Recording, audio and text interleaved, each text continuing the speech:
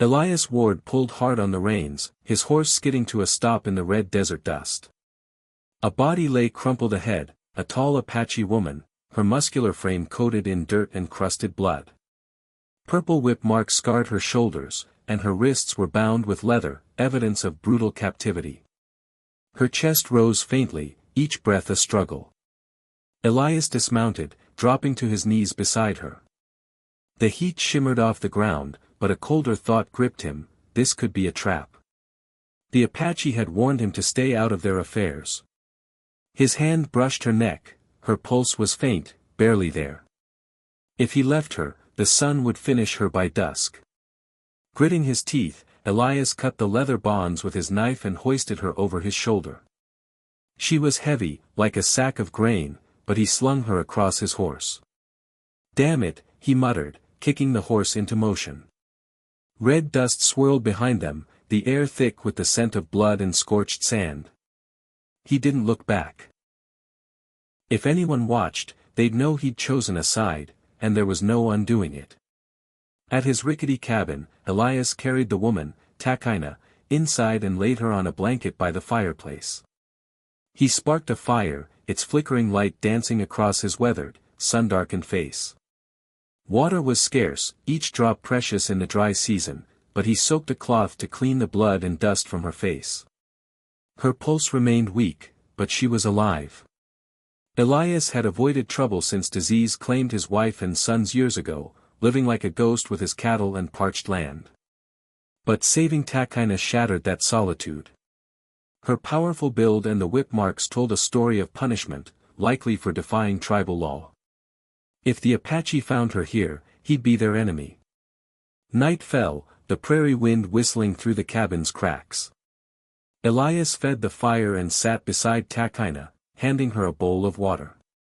She drank slowly, her dark eyes barely open, then slipped into unconsciousness. He pulled his rifle close, resting it within reach, and leaned against the wall, eyes locked on the door. He knew the kind of men who'd leave a woman to die. They might return to finish the job. If they did, Elias would be ready. Hours later, a rustling snapped him awake. Takaina was upright, eyes wild with panic, clutching a knife from beside the stove. Elias raised his hands slowly, voice gravelly. "If you're gonna stab me, make it quick. But if you want to live, put it down." Her gaze darted around the cabin, taking in its worn walls, not a prison. She hesitated, then dropped the knife, collapsing. Elias picked it up and handed her the last of the water. "Drink. You need it more than me." She sipped, watching him warily, as if expecting a trap.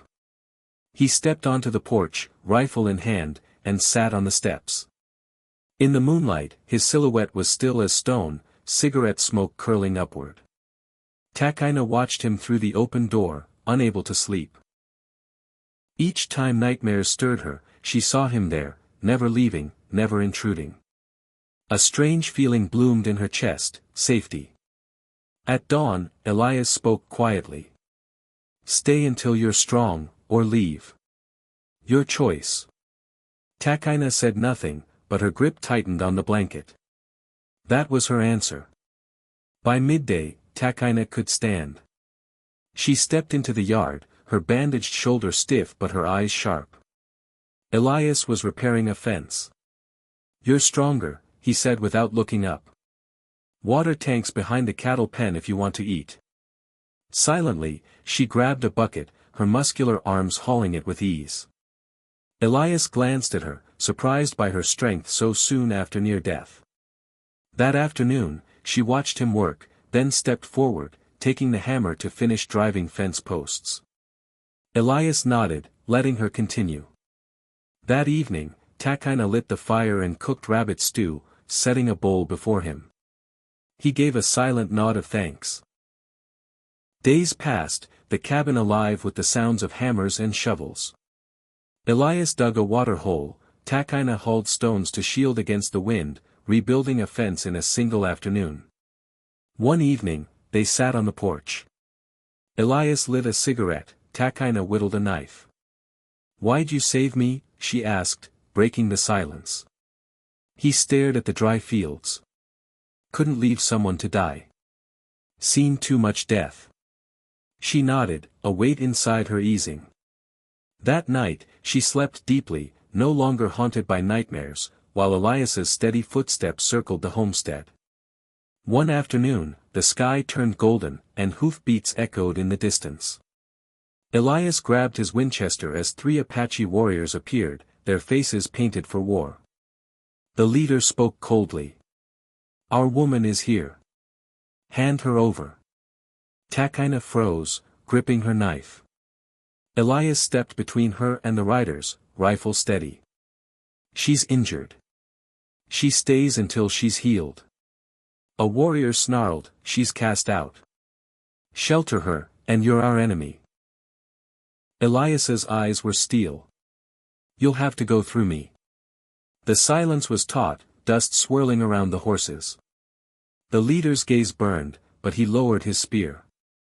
"We'll return. Not alone." They galloped off, leaving a heavy silence. "They'll come back with more," Elias said. Takaina nodded, her eyes fierce, not with fear, but resolve. That night, they barricaded windows, stacked sandbags, and loaded every round of ammunition. Takaina was no longer a fugitive, she was a partner in the fight ahead. 3 days later, dust rose on the horizon. Nearly 20 Apache riders encircled the ranch, their horses snorting in the tense air. An elder with silver hair stepped forward. She was cast out. Why keep her? Elias didn't flinch. She's alive. She chooses her path. A young warrior shouted, "She dishonored us." Takaina stepped forward, voice like thunder. "I was punished for not bearing children. That's no crime." Murmurs spread. The elder's gaze shifted to her. "You choose this white man's roof, you sever ties to the tribe." Takaina nodded. "I choose life." The elder raised a hand. "We leave tonight. At dawn, the council decides your fate. You," he turned to Elias, "will bear her consequences." The warriors rode off, dust trailing behind. Elias lowered his rifle. "By morning, everything changes." "You sure?" Takina's eyes burned. "I died once in that desert. Not again." He nodded, gripping his rifle tighter. The night was long, both preparing for what dawn might bring. At sunrise, a horn sounded. 50 riders surrounded the ranch, including the council of elders. 2 elder women stepped forward, their presence commanding. One spoke. "Takaina, return for judgment, or choose exile." Takaina stood beside Elias, her scars glinting in the light. "I choose life on my terms, not your sentence." Murmurs rippled, some warriors gripped spears, others bowed their heads. The second elder nodded. "Your name is struck from the lineage. You're no daughter of the tribe. We won't hunt you, but you're dead to us." To Elias, she said, "Her fate is yours now." He met her gaze. "I understand." The riders departed, hoofbeats fading. Takaina exhaled, trembling but resolute. Elias nodded. "You chose a new life." Her voice was soft but proud. "I chose myself." That afternoon, rain fell, the first after weeks of drought. Takaina stepped into the yard, letting the water wash away dust and blood. Elias watched, seeing not the broken woman he'd found, but a warrior, free. "You can leave," he said. "The road south is open." She met his eyes. "Do you want me to?"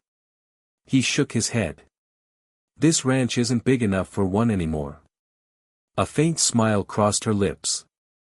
They worked side by side, clearing the yard, turning soil, rebuilding fences. By dusk, the ranch felt stronger, alive with the scent of wet earth. That night, they sat by a fire, sparks drifting into the sky. Elias lit a cigarette, Takaina laid her spear down, a silent vow. "Tomorrow, we build a horse pen," he said.